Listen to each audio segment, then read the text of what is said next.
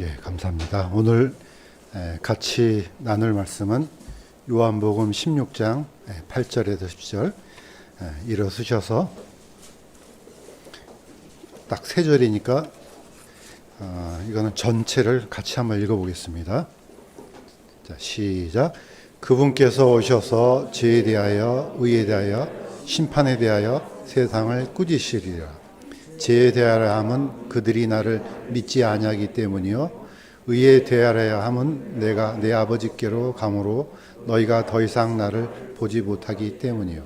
아멘. 잠시 기도드리겠습니다. 하나님 아버지, 이렇게 뜨거운 여름이지만은 저희들 하나님 앞에 마음을 모아서 주님 앞에 섰습니다. 끊임없이 우리의 모든 주가 되시고 구원자가 되시고 또 이 험난한 세상을 사랑하지만은 여전히 우리의 소망 되시는 주를 찬양하게 모였습니다. 오늘도 같이 나누는 말씀 속에서 하나님의 더 큰 은혜와 사랑을 깨달을 수 있도록 도와주시옵소서. 감사드리며 예수님의 이름으로 기도드립니다. 네, 앉아주세요. 날씨가 너무 더워서 정말 여름이 빨리 지나가기를 아마 바라는 사람들이 많을 것입니다. 저는 옛날에 이 여름을 참 좋아했습니다. 왜냐하면 모든 만물들이 활기차게 푸른 빛을 띠고 있고 그래서 젊음의 계절이라고 해서 그랬는데 지금은 여름이 싫어졌습니다. 살다 이렇게 더운 여름은 처음 본 것 같아요. 그런데 이 마음이 이스라엘 백성들하고 약간 맞아 떨어지는 것 같습니다. 우리는 여름을 그렇게 생각하지만은 저번에도 말씀드렸던 것처럼 이스라엘 백성들은 여름을 아주 끔찍한 계절로 봅니다. 달력을 보시면 아시겠지만은 요즘에는 달력이 발달돼서 세상의 모든 달력이 다 있습니다. 우리도 이제 양력도 같이 세고 음력도 같이 셉니다. 그런데 이제 제가 보는 달력은 우리 엄정사님이 추천해줘서 하나를 더 보는데 유대 달력이 또 있습니다. 유대 달력을 보면은 지난주 화요일이 어떤 날이냐면은 명칭은 티샤베아브로 해서 아브월의 9번째 날, 이스라엘 예루살렘이 멸망한 날, 파기된 날 이렇게 해서 셉니다. 이 여름이 지나면은 뭐가 오냐면은 이제 나팔절이 옵니다. 그래서 나팔절을 우리는 항상 나팔만 신경을 쓰잖아요. 이스라엘 백성들은 나팔절을 하면 나팔과 전혀 상관이 없습니다. 해의 첫날로 봅니다. 그래서 이제 이 달이 지나면은 가을이 되기 전에 딱 나팔절이 시작되는데 이제 그날이 이제 다음 달에 있습니다. 이처럼 마지막 나팔절이 오기 전에 마지막 하나님께서 명령하신 절기는 아니지만은 아주 비극적인 절기처럼 지키는 게 바로 이 아브월 9일입니다. 이 날이 이제 여름의 아주 끔찍한 기억을 생각나게 하는 그런 절기가 됩니다. 자, 우리하고 다르게 시간은 흘러갑니다. 우리는 우리의 시간대로 흘러가지만은 또 하나님은 우리하고 상관없이 전혀 상관없이 하나님의 시간대로 흘러갑니다. 자, 오늘 제목이 의에 대한 이 제목입니다. 자, 이걸 왜 들었냐면은 이게 연달아 있습니다. 죄에 대하여, 의에 대하여, 그 다음 주는 심판에 대하여. 사실 이 세 가지가 한꺼번에 묶여 있습니다. 누가 와서 그 얘기를 하시냐? 성령께서 그렇게 하시겠다는 거죠. 그래서 세 가지는 굉장히 중요한 주제이기도 하고 제가 한번 어떤 교회에서 한번 한 적이 또 있습니다. 자, 오늘은 두 번째로 의에 대한 건데 항상 이 의나 죄는 우리 생각대로 가져가면 안 됩니다. 성경에서 말하는 죄하고 우리가 생각하는 죄가 또 다릅니다. 또 성경에서 말하는 의하고 우리가 생각하는 의가 다릅니다. 이걸 좀 예시를 들기 위해서 이 그림을 한번 갖고 왔습니다. 1609년에 갈릴레오 갈릴레이 우리가 모르지는 않습니다. 이 사람이 유명한 이유가 있습니다. 이 사람은 최초로 우주를 바라본 사람입니다. 타이틀이 수학자요 과학자지만은 또 한 가지는 이 사람이 무엇에 능통했냐면은 화가입니다. 그림을 아주 잘 그렸습니다. 이 그림을 잘 그린 이 과학자가 또 어떤 것에 능통했냐면 다른 사람들이 어떤 물건을 만들면 그걸 개량해서 아주 좋은 물건을 만들어내는 아주 뛰어난 그런 탁월한 그런 과학자이기도 합니다. 그런데 네덜란드의 어떤 안경 제조업자가 망원경 비슷한 걸 만들었대요. 그래서 이 사람이 그걸 개량해서 배율을 엄청나게 높이는 망원경을 최초로 만들어냅니다. 최초로 이 망원경을 만들어서 제일 먼저 본 게 사실 하늘입니다. 하늘을 딱 바라보고, 하늘을 가장 보면 지구에서 가장 가까운 게 어디입니까? 달입니다. 이래서 이 사람이 달을 보고 책을 하나 썼습니다. 라틴어로는 시드레우스 난치우스라는, 이 한국말로 번역하면은 별이 전하는 소식 또는 항성에 대한 어떤 보고서, 뭐 이런 의역을 하면 그렇습니다. 이 사람이 이 책을 1910년에 발표를 하고 자기가 보았던 그림 중에 달을 이렇게 그렸습니다. 이 한 장의 그림이요, 이 사람의 인생을 완전히 풍지박살나게 만듭니다. 이 사람은 나중에 로마 이 종교재판소에 끌려가서 죽일 수는 없고 너무나 유명하니까 가택 연금을 받아서 나중에 집에서 죽게 됩니다. 왜 이 그림이 왜 이런 파장을 불러왔겠습니까? 그때 당시에 사람들은 달이라는 개념을 어떻게 생각했느냐? 하나님이 만드셨기 때문에 유리 수정구처럼 깨끗할 것이라고 생각했습니다. 깨끗한데 이 사람이 그린 달을 보니까 빵빵빵 뚫려 있어요. 분화구도 있고. 자, 이게 왜 교황청의 심기를 건드렸냐면은, 그때는 선악의 개념을 이렇게 잡았습니다. 하나님이 만드셨기 때문에 퍼펙트해야 된다. 달은 깨끗해야 되고 태양도 깨끗해야 되고 뭐든지 완벽해야 돼요. 그런데 이 사람이 갑자기 이런 그림을 내놨기 때문에 이때 당시에 사람들은 이걸 받아들일 수가 없었습니다. 이거는 악이다. 심지어는 얘는 악마가 아닐까? 이렇게 생각했습니다. 다시 말해서 진실하고 상관없습니다. 모든 사람들이 자기가 생각하는 진리, 자기가 생각하는 이 의에 대해서 이렇게 기준을 갖고 있었습니다. 그런데 갈릴레오가 이 그림을 내놨을 때 이 사람은 자기가 본 그대로를 그린 거잖아요. 달에 대한 진실을 그렸어요. 아무도 믿질 않았습니다. 특히 교황청에서는 이걸 굉장히 큰 도전으로 받아들였습니다. 우리가 만들어 놓은 이 의의 기준을 저항하네? 이렇게 받아들인 겁니다. 오늘 하고자 하는 이 말씀의 제목도 똑같습니다. 의에 대하여, 이게요, 틀립니다. 사람들이 생각하는 의하고 하나님의 생각하는 의가 다르니까 문제입니다. 자, 오늘 읽었던 우리 말씀은 지지난주에도 읽었던 것처럼 계속해서 같은 내용입니다. 자, 같은 내용인데 이 말씀은 언제 하셨느냐? 사실 6월절 밤에 하신 얘기예요. 이제 이 밤이 지나고 낮이 되면, 새벽이 되면은 예수님은 끌려가게 됩니다. 그때 이제 예수님께서 이 말씀을 하십니다.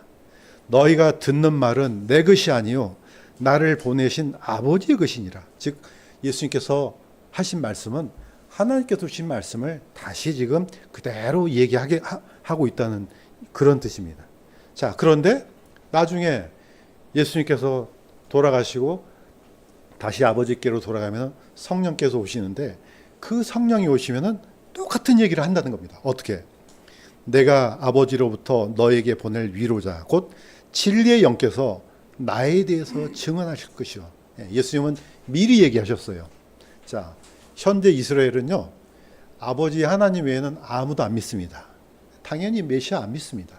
성령이 있다는 거 모릅니다. 아무것도 안 믿습니다. 사실 받아들이지 않습니다. 예수님은 이 말씀을 제자들에게 했는데 그 밤이 바로 6월절이에요. 우리 끊임없이 얘기하지만 6월절은 이스라엘 역사가 함축되어 있습니다. 그 옛날 하나님께서 이집트를 심판 내리실 때 마지막 재앙 때 내렸던 그 밤이에요. 그 밤, 마지막 이스라엘뿐만 아니고 이집트의 모든 장자가 심판당하던 그 밤입니다. 그때 이 심판을 면하기 위해서는 반드시 어린 양을 죽여서 그 피를 문에 바르면 그 집에 들어가 있는 사람은 누구든지 산다고 하나님께서 약속해 주셨습니다. 그래서 이 약속을 그대로 믿고 이스라엘 백성들은 이 집 안에 들어가 있습니다. 이걸 예수님은 그대로 재현합니다. 집 안에서 마지막 유월절 밤을 보냅니다. 사람들은 이 생각을 못합니다. 그냥 뚝 하고 뭐가 그냥 갑자기 일어나는 것처럼 보이지만요, 계속해서 끊임없이 성경에서는 암시합니다. 그러면 그걸 다시 그대로 재현합니다. 사람들이 죽였던 그 어린 양은 누가 됩니까? 바로 예수님이 됩니다. 바로 이 성경은 이 역사를 따라서 그대로 흘러가고 또다시 그대로 일어납니다. 자, 6월절 밤이 이제 지났습니다. 그렇더니 이렇게 됩니다. 날이 밝음에 백성의 장로들과 수제사장들과 서기관들이 즉시 함께 와서 그분을 자기들의 공의로 끌고 들어가 이르되 네가 그리스도냐? 우리에게 말하라. 자, 밑에 있는 그림은요, 성전 안에 있던 대사내들인 이 재판소입니다. 지금은 다 부서졌기 때문에 어디가 뭐가 있는지 모릅니다. 이 재판소가 어디에 있습니까? 우리는 성전 그러면은 제사장들이 소와 양을 잡아서 이렇게 번제물로 드린 이런 것으로만 생각하잖아요. 이 재판소가 성전 안에도 있습니다. 이게 이제 다 없어졌지만 공회로 끌고 갔단 말은 그때 이 공회는 정상적으로 열릴 수가 없습니다. 그래서 임시로 열리는 게 바로 그의 대제사장 가야바의 관저입니다. 근데 표현을 이렇게 한 겁니다. 정상적으로 열리면은 바로 이 장소에 들어가서 정식 재판을 받아야 됩니다. 그러나 예수님은 그럴 수가 없었습니다. 왜? 자기네들이 만든 규칙이 있어요. 이 재판은요, 절기 중에는 열 수가 없습니다. 또 아침 번제 전에는 열 수가 없어요. 그러니까 여기는 못 들어가요. 그래서 임시로 후다닥 하고 해쳐버렸습니다. 그래서 공회로 끌고 이 바로 공회가 가야바의 집입니다. 좀 더 정확한 정보를 주자면 이렇습니다. 사내들이는 대사내들인이 있고 소사내들인이 있습니다. 우리가 말하는 이 사내들이는 성경에는 사내들이란 원어에는 있지만은 번역할 때는 공회라고 썼습니다. 이 공회는 대법원하고 비슷합니다. 우리가 생각할 때 대법원 이렇게 하면 쉽습니다. 이 대법원은 어디가 있느냐? 바로 헤롯 성전의 남쪽에 있는 번제단 옆에 자리를 잡고 있습니다.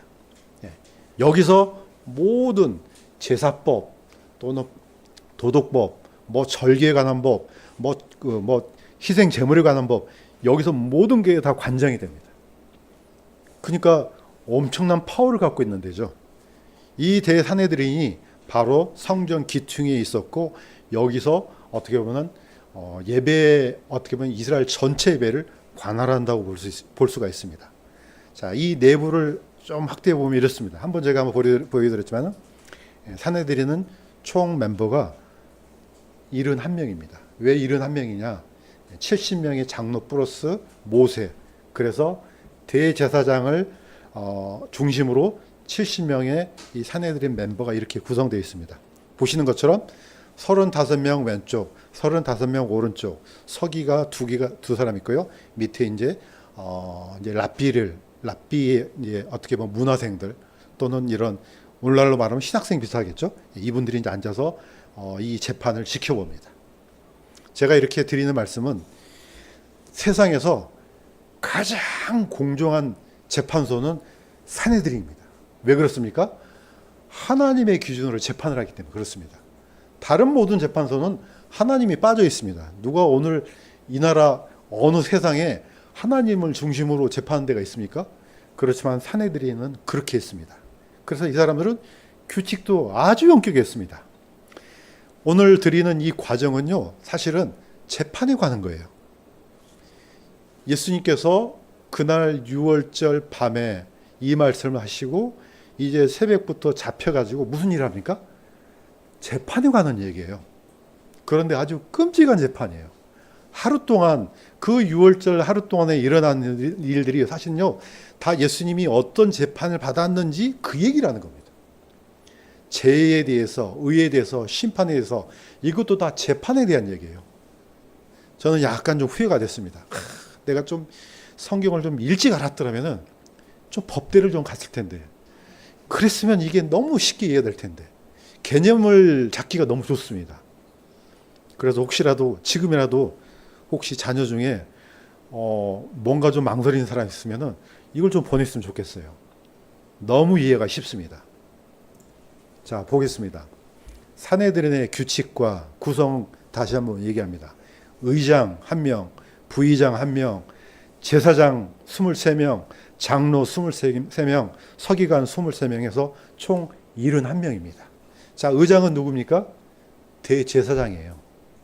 우리는 대제사장이 그냥 속죄일에 그냥 그 피를 가지고 법궤 안에만 들어가는 걸로 생각하잖아요. 또 뭐가 됩니까? 대제사장은 대법관이에요. 최종적으로 이분에 의해서 모든 게 결정됩니다. 그러니까 대제사장은 어마어마한 파워가 있는 거죠. 그러니까 로마가 이 대제사장을 갈아치웁니다.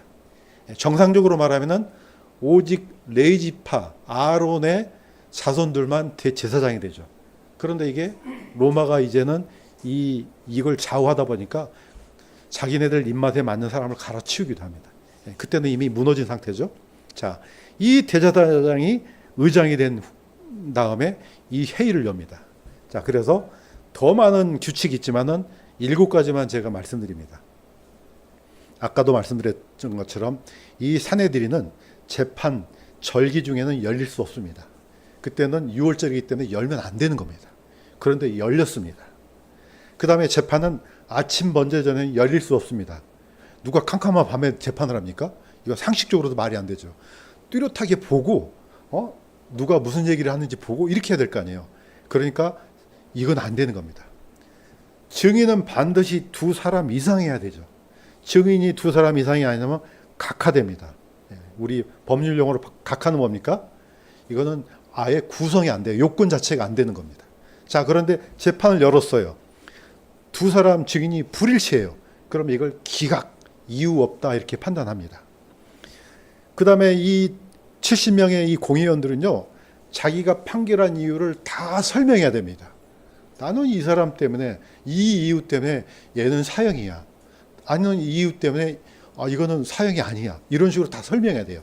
최종적으로는 대법원장, 사내들인 최고의장이 이제 판결을 내립니다. 그래서 이것도 어떻게 하느냐?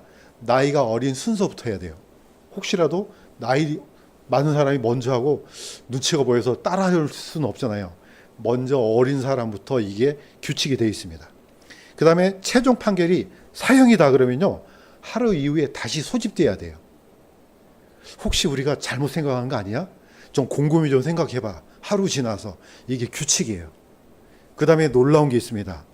모든 사람이 전부 다 사형 판결을 내렸어요. 그러면 이거는 무죄입니다. 이거는 뭐냐? 이럴 수가 없지. 어떻게 71명이 전부 다 사형을 내릴 수 있지? 이거는 뭔가 음모가 있어. 이거는 무죄 방면이 됩니다. 이게 사내들인 규칙이에요. 그런데 이 규칙들이 전부 다 깨져버립니다. 자신들이 만든 규칙이에요. 성경에 안 나와요. 자기들이 하나님을 두려워하는 마음에서 혹시라도 우리가 내린 판결이 조금이라도 이상이 있으면 안 될까 봐서 이런 규칙을 만들어 놨습니다. 왜냐? 최고로 공정해야 되니까. 하나님은 공의로운 분이니까 우리 혹시 하나님의 공의에 누가 되면 안 되니까 이런 규칙을 스스로 만들어 놨습니다. 그런데 놀랍게도 6월절에 일어났던 이 사내들인 재판은요, 이 모든 게 전부 다 어긋납니다. 그래서 가장 불공정한 재판이 됩니다. 자, 성경에도 삼심제도가 있습니다. 물론 오늘날에 이게 이제 어느 정도 이제 만들어졌지만 이미 성경에 있는 겁니다. 재판을 어떻게 여느냐? 이스라엘 백성들이 이집트에서 나왔습니다.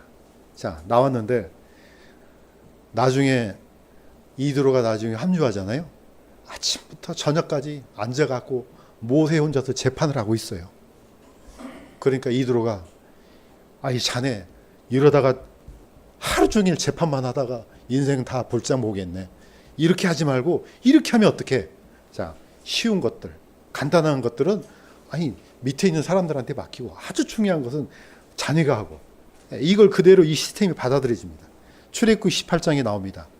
온 이스라엘 중에서 능력 있는 사람들을 택하고 천부장, 백부장, 500부장, 100부장 이렇게 택하고 자, 그들이 모든 때의 백성을 재판하되 어려운 사건들은 모세에게 가져오고 작은 문제는 다 스스로 재판하더라. 이걸 그대로 이 지혜를 받아서 이 재판 시스템을 만들어 놓습니다. 오늘 어떻습니까? 그냥 지방에서 해결될 수 있는 문제는 자, 지방법원에서 하잖아요. 이거 좀 난이도가 좀 있어. 그럼 어디로 갑니까? 고등법원으로 가죠. 이거는 도저히 해결이 안 될 것 같아. 그럼 어디로 갑니까? 대법원으로 갑니다. 이 시스템이요, 성경 안에 있는 그대로입니다. 이걸 만들어 놓은 이유가 뭡니까? 혹시라도 우리가 재판을 했는데 잘못 생각한 거 아닌가? 증거는 충분한 건가? 이거 상세하게 보려고요. 그래서 세상에서도 이 시스템이 맞다고 보는 겁니다. 예수님께서 교회에게 주신 말씀도 똑같습니다. 혹시 어떤 형제나 자매가 잘못을 저질렀어요. 그럼 어떻게 합니까? 한 사람이 가서 얘기해 줍니다. 아니 형제, 자매, 지금 하고 있는 일이 그거 맞다고 생각해? 양심에 찔립니다. 그러면은 그 형제를 얻는 겁니다. 그런데 그 얘기를 해줬는데도 말을 안 들어요. 그럼 어떻게 해요? 두세 사람이 같이 갑니다. 성경에 비춰봤을 때, 하나님 말씀에 비춰봤을 때 이건 잘못된 거야. 그러니까 그러면 내가 잘못했네. 그러면 그 형제를 얻는 겁니다. 그런데 말을 안 들어요. 어떻게 합니까? 그러면 교회에 공포합니다. 교회에서도 말을 안 들어요. 어떻게 합니까? 교회에서 출교시킵니다. 이게 삼심제도입니다. 성경 안에도 있는 얘기예요. 그런데 이 사내들인의 이 재판 과정은 이 모든 게 다 하나도 맞지 않습니다. 심지어 빌라도가 이렇게 얘기합니다. 빌라도는 유대인이 아니에요. 로마인이에요. 그렇지만은 관여할 수밖에 없습니다. 왜냐? 당시에 사형의 판결은 최종 판결을 누가 갖고 있습니까? 로마 사람이 갖고 있습니다. 그러니까 어떻게 해요? 개입할 수밖에 없죠. 자, 그런데 빌라도가 예수님이 사형 판결을 받았어요. 그러니까 이 문제를 갖고 왔습니다. 그랬더니 빌라도가 이게 내가 관여할 문제인가? 아닌 것 같은데 해서 어디로 보냅니까? 그 당시 때 헤롯 안디바가 마침 예루살렘에 와 있었어요. 헤롯한테 보냅니다. 헤롯도 신문을 합니다. 자, 이렇게 해서 이렇게 나오는 거예요. 내가 이 사람에게 아무 잘못도 찾지 못하였고 헤롯에게 보내었으나 그 역시 전혀 찾지 못하였도다. 신문을 해보니까 예수님은 전혀 사형에 해당되는 죄를 안 지었는데 아무 잘못도 내가 발견을 못하겠는데 자, 그가 재판석에 앉았을 때 그래도 제사장들, 서기관들, 백성들 다 합세를 해서 십자가에 못 박으라고 아우성을 치지 않습니까? 빌라도는 이 소동이 두려워서 어떻게 합니까? 물을 가져다가 손을 씻습니다. 그러면서 나는 이 의로운 사람에 대하여 무지하니 너희가 그것과 상관하라. 나 책임 없어. 이제 너희들이 알아서 해. 이렇게 합니다. 그랬더니 뭐라고 했습니까? 그의 피를 우리가 책임지겠다고 얘기합니다. 아, 그래요? 우리가 책임질게요. 그 결과 어떻게 됩니까? 그게 바로 지금 현재까지 이스라엘 역사입니다. AD 70년부터 지금까지 어떤 험난한 과정을 겪었는지 우리가 다 압니다. 그래서 말 조심해야 됩니다. 아, 내가 책임질게.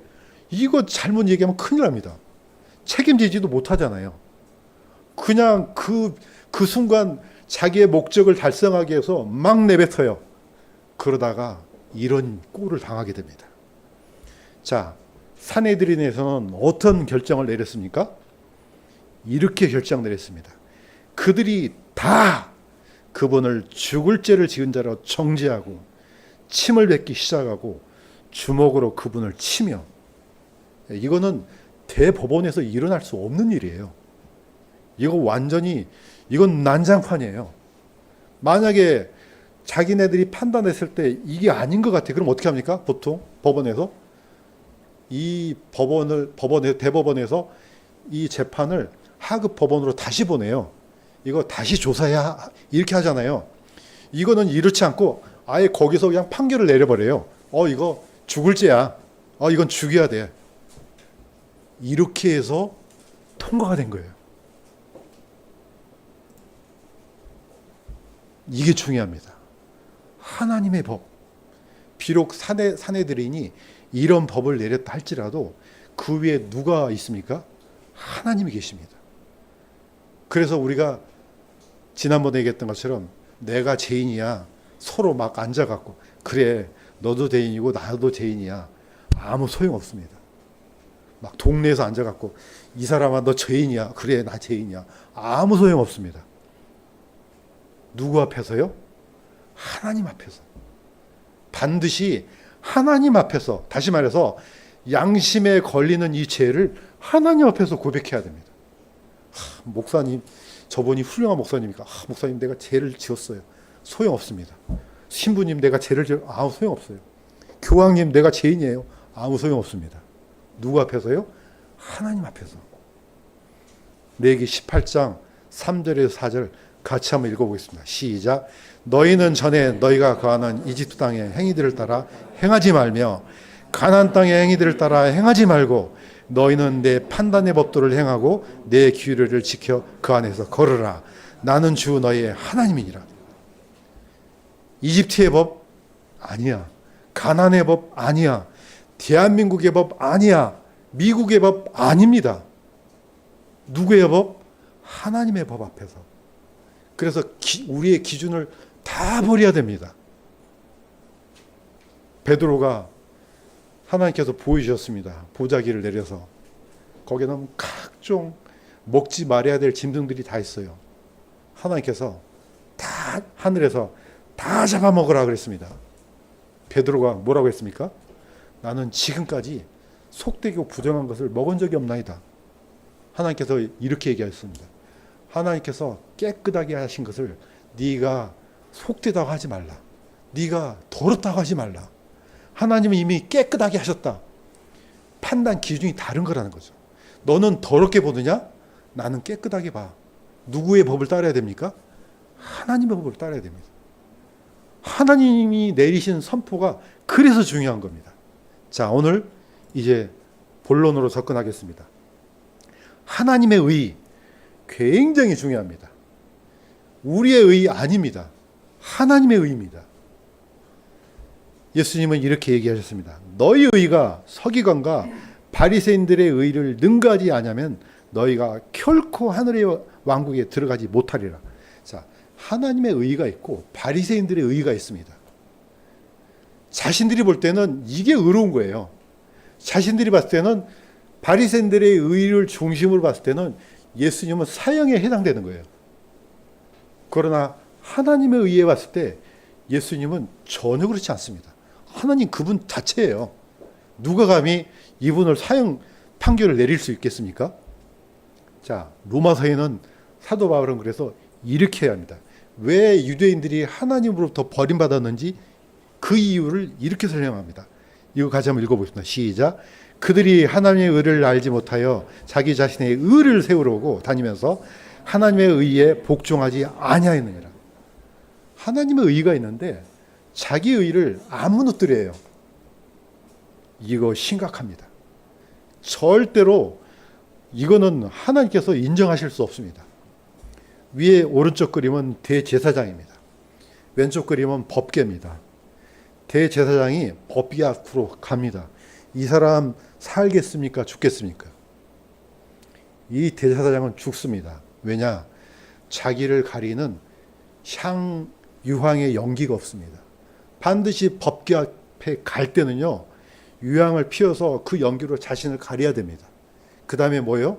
피를 가지고 들어갑니다.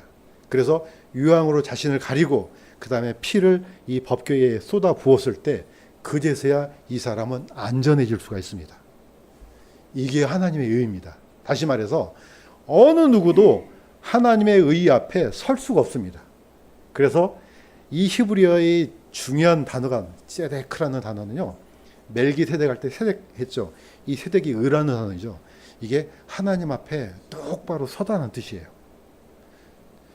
어느 누가 세상에 하나님의 눈을 똑바로 보면서 설 수 있습니까? 피조물은 불가능합니다. 그런데 우리는 설 수 있습니다. 왜냐? 하나님께서 주신 의를 받았기 때문에 그렇습니다. 이렇게 되면 가능합니다. 왜 우리가 예수님을 믿는다고 합니까? 그분의 의를 우리가 받는 겁니다. 그러면 가능합니다.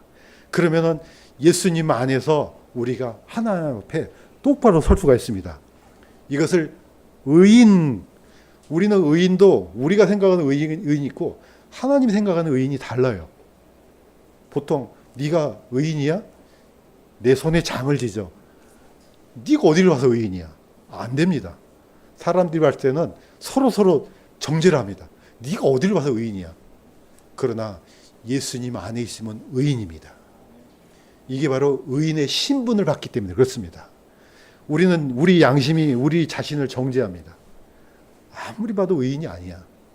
그런데요, 우리 양심의 판단보다 더 위에 있는 게 하나님의 법입니다. 그게 바로 하나님의 의입니다. 그래서 이 의를 받아야만 우리가 하나님 앞에 똑바로 설 수가 있는 겁니다. 바로 이 의를 말하는 겁니다. 자, 다시 한번 반복합니다. 칭의. 저는 이 단어를 볼 때 참 놀라움을 금치 못합니다. 왜냐? 이 한자도 참 놀라워요. 이 칭자가 뭐 한자를 제가 잘 알아서 그런 게 아니에요. 그냥 한자 한번 공부해 봤어요. 했더니 이 칭자가 부르다는 뜻도 있지만은요, 저울이라는 뜻도 있습니다. 저울, 어떤 저울입니까? 하나님의 저울이에요. 이 저울에 통과, 넌 됐어. 이게 칭입니다. 하나님께서 판단했을 때 너는 의인이야. 이렇게 칭해준다. 영어로는 justification 이렇게 합니다. 그래서 로마서 8장 33절에서 34절에는 이렇게 되어 있습니다. 이것도 중요하니까 같이 한번 읽어보도록 하겠습니다. 시작. 누가 하나님께서 선택하신 자들을 무슨 일로 고소하리요? 의롭다 하시는 분은 하나님이시니 누가 정죄하리요? 하나님이 하나님 앞에서 꽝꽝꽝 너는 의인이야 선언해 주셨어요. 그러면 세상에 누가 얘가요? 얘 아니에요. 이렇게 말할 수 없다는 겁니다. 하나님이 한번 선포해 하시면요, 그 사람은 이걸 또 악하게 활용하면 안 됩니다. 그러면 뭐 아무 죄나 저지르고 뭐 그래도 되나?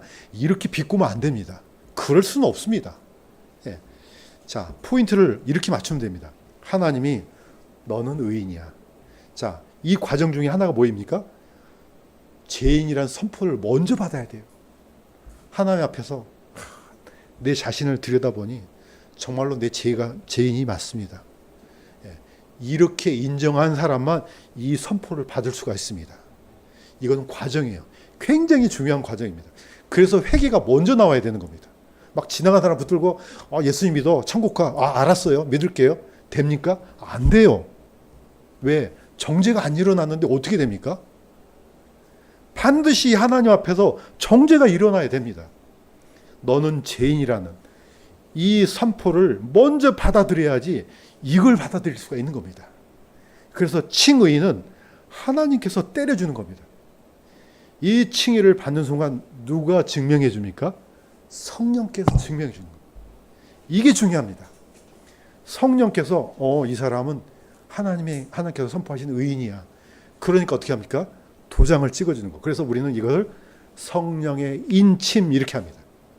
분명히 성경에는 이걸 성령께서 오시는 것 우리 마음대로 되는 게 아니고 이 과정을 거치면은 성령을 선물로 주신다고 분명히 약속되어 있습니다. 그러니까 어디 가서 찾을 필요가 없습니다. 이걸 분명하게 내가 내 자신을 자백하고 하나님의 의를 고백하고 예수 그리스도를 나의 의요 나의 구주로 영접하는 순간 성령은 선물로 주어지십니다. 이건 약속이에요. 제발 수많은 사람들이 다 이렇게 하는데 그거 수많은 사람들 지옥 가면 같이 따라가겠습니까? 이슬람이 10억이 넘어요. 로마 카톨릭이 10억이 넘어요. 저게 진실이니까 사람들이 많은 거 아니야? 많은 사람들이 이렇게 생각해요. 저기 뭐 좀 있으니까 이렇게 하는 거 아니야? 숫자와 상관없습니다. 진리는 하나님 한 분으로만 충분합니다. 그분이 이건 진리야. 그럼 진리입니다. 이건 의야. 그럼 의입니다. 이건 죄야. 그럼 죄입니다. 왜냐? 그분은 유일한 창조주이시기 때문에 그렇습니다. 우리가 누구간데 우리 생각을 하나님 앞에 펼칩니까? 창조주와 다투는 자는 그래서 아주 아주 사악한 겁니다. 자, 예수님께서 오늘 우리 썬데이 스쿨에 얘기했지 않습니까? 하나님의 우편에 앉으신 예수 그리스도. 예수님께서 부활하셨을 때 제일 먼저 만난 사람이 막달라 마리아였습니다.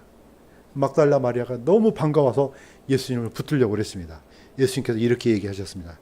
예수님께서 그녀에게 이르시되 내게 손을 대지 말라. 내가 아직 내 아버지께로 올라가지 아니하였노라. 다만 내 형제들에게 가서 내 아버지 곧 너희 아버지, 내 하나님 곧 너희 하나님께로 올라간다 하라. 저는 이걸 굉장히 오해를 했습니다. 오해를 했냐면은 내게 손을 대지 말라 그러니까 아이 부정타 아직 만지지 마 이렇게 이해를 했어요. 그런데 이게 원어 공부를 하다 보니까 이해가 됐어요. 이게 무슨 뜻이냐면요, 터치하지 마 이런 뜻이 아니고 그런 뜻이 아니에요. 끊임없이 나를 붙들지 말라 이런 뜻입니다. 이거는 번역본으로나 일반 성경으로는 좀 어려워요. 이거는 명령법인데 현재 명령이에요. 이거는 약간 문법이 좀 어렵습니다. 끊임없이 나는 지금 아버지께 가야 되는데 나를 계속해서 붙들지 말고 먼저 가서 이 얘기를 해, 그런 뜻입니다. 이 얘기를 해야 될 거 아니냐. 나랑 지금 같이 반갑다고 나를 붙들고 있으면 안 되지. 그런 뜻이에요, 이게. 자, 언제 이 일이 일어납니까? 주께서 그들에게 말씀하신 뒤에 하늘로 올려져서 영접을 받으시고 하나님 오른편에 앉으시니라. 자, 이제 모든 일을 다 끝내시고 하나님 우편에 앉으셨다고 나옵니다. 자, 예수님께서는 특별히 세 가지 사역이 있습니다. 첫 번째는요, 어린 양입니다. 두 번째는요, 대제사장이에요. 세 번째는요, 심판자입니다. 킹이요, 킹. 예수님은 십자가에서 우리를 위해서 대속하셨습니다. 죄를 위해서. 이건 어린 양의 사역입니다. 이 사역이 다 끝난 거예요. 하나님께로 간다는 것은 뭡니까? 이거 다 끝냈어요. 이제 대제사장이 돼서 하나님 앞에 가야 돼요. 뭐 하래요? 하나님 앞에서 그 지성소, 하늘 지성소에 피를 뿌려야 되는 겁니다. 이래야 하면 모든 게 다 끝나는 거예요. 그 다음에 심판자로 오십니다. 예수님을 통해 얻는 의는 왜 중요합니까? 로마서 4장 23절 25절에 제가 읽겠습니다. 그분께서는 우리의 범죄로 인하여 넘겨주셨으며, 예수님은 다 죄값을 다 지불하셨어요. 스스로. 그 다음에 우리의 칭의를 위하여 다시 일어나셨다. 왜 이게 중요합니까?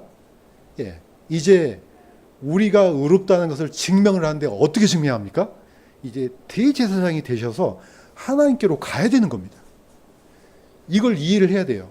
그래서 구약의 이 시스템을, 제사의 시스템을 약간 이해하면 이게 너무 쉽습니다. 피는 번제단에서 먼저 흘려요. 그 다음에 피를 어디로 갖고 갑니까? 지성소에 있는 법궤로 가져가야 돼요. 이때 여기다가 뿌려야만 완전히 다 끝나는 거예요.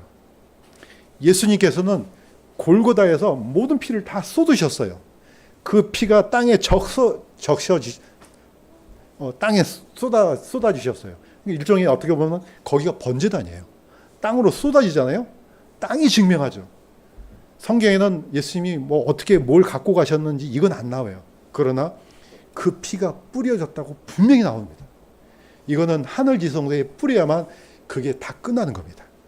자, 칭의는 뭡니까? 왜 예수님의 부활이 중요하냐? 살아나셔서 가져가셔야 되는 겁니다. 그리스도께서 죽은 자들부터 일으켜 주셨으므로 다시는 죽지 아니하시고 사망이 다시는 그분을 지배하지 못하는 줄 우리가 아노라. 무슨 뜻입니까? 더 이상 사망이 예수님을 붙들어 놓을 수가 없는 겁니다. 살아났다는 것은 죄의 이꼬르는 사망이에요. 예수님은 죽지 않을 수가 없어요. 왜냐?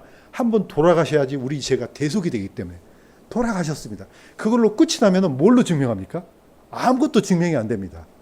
그분이 살아나시니까 드디어 죄 사망의 권세를 이기셨네. 그 다음 어떻게 합니까? 하나님께 가야 되는 겁니다. 자, 마무리합니다. 의에 대해서 굉장히 중요합니다. 아까 얘기했던 것처럼 이 말하는 의는 하나님 의예요. 우리가 예수님을 믿는다는 것은 어떤 사람이 이렇게 질문합니다. 예수님을 믿는다는 게 무슨 뜻이냐? 이거 대답 잘해야 됩니다. 그냥 덮어놓고 믿어. 그냥. 그럼 돼. 이렇게 했다면 큰일 나요. 그런 거는 아무나 얘기할 수 있어요. 아까 얘기했던 거 있지 않습니까? 믿는다는 것은 이 과정을 설명해 줘야 돼요. 예수님께서 내 죄를 십자가에서 완전 다 대속하셨다. 그 다음에 나의 의로움을 위해서 하늘 지성소에서 뿌리셨다. 그분은 나의 구주시다. 이게 다 포함되어야 되는 겁니다. 그러니까 나는 하나님의 법만을 따른다. 이게 포함되는 것이 믿는다는 뜻입니다. 그냥 덮어놓고 믿는 것은 그냥 중이 절에 다니는 거하고 똑같은 거죠. 그렇게 믿을 바에는 이 세상 사람들이 왜 지옥 갑니까? 이스라엘 백성들이 안 믿습니까? 믿죠. 다 믿지 않습니까? 물론 예수님을 안 믿어도 하나님 믿지 않습니까? 그렇게 믿는다면 이 세상에 이단이 어디가 있습니까? 다 똑같죠. 자, 히브리서 12장 22절에서 24절 제가 읽겠습니다.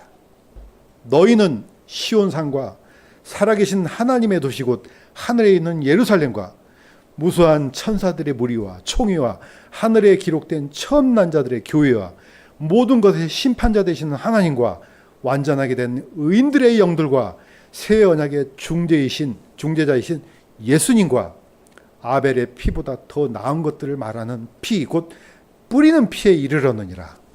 중요한 핵심은 바로 예수님과 피입니다. 여기에 말하는 뿌리는 피는 피를 계속 뿌리고 있다는 뜻이 아니에요. 원어는 이 뿌리다는 이 뜻이 명사예요. 뿌려진 피란 뜻이에요. 이미 끝난 겁니다. 그 피 때문에 우리는 여전히 아니고 영원토록 하나님 앞에 의인으로 선포받을 수가 있는 겁니다. 이 피 때문에 그렇습니다. 이 피가 아니었으면 우리는 그 어떤 의로움에 대해서 주장할 수가 없습니다. 놀랍게도 예수 그리스도는 부활하신 후에 보여주셨어요. 두만한테도 보여주시잖아요. 만져보라고 하잖아요. 아까 막달라 마리한테는 어이 만지지 마 그랬는데 만져보라 그랬잖아요. 그게 바로 그런 뜻이에요. 이제 내가 올라가야 된다. 봐, 내가 죽었잖아. 십자가에서. 이게 증표라는 겁니다. 완전히 대속했잖아 내가. 이거 믿으라는 겁니다. 그래서 혹시 오늘 이 말씀을 듣는 모든 사람들은 마음의 의심을 버리고 이 사실을 있는 그대로 믿으시기를 주님의 이름으로 간구드립니다. 그리하면 우리는 하나님의 의의를 얻을 수가 있습니다. 왜냐? 그 예수 그리스도의 피가 영원토록 하나님 앞에서 우리의 의의를 주장하고 있기 때문에 그렇습니다. 기도하겠습니다. 하나님 아버지, 세상에는 수많은 종류의 기준과 척도가 있습니다. 그러나 우리는 그러한 것들 따르지 않고 오직 성경에 있는 하나님의 기준, 하나님의 법, 하나님의 의만 따를 수 있도록 도와주시옵소서. 우리는 이 말씀만 전하다가 예수님 앞에 설 수 있도록 도와주시옵소서. 우리를 위해서 그 엄청난 피를 쏟아주신 예수 그리스도를 다시 한번 기억하면서 하나님의 은혜를, 하나님에 대한 감사를 잊지 않도록 도와주시옵소서. 감사드리며 예수님의 이름으로 기도드립니다.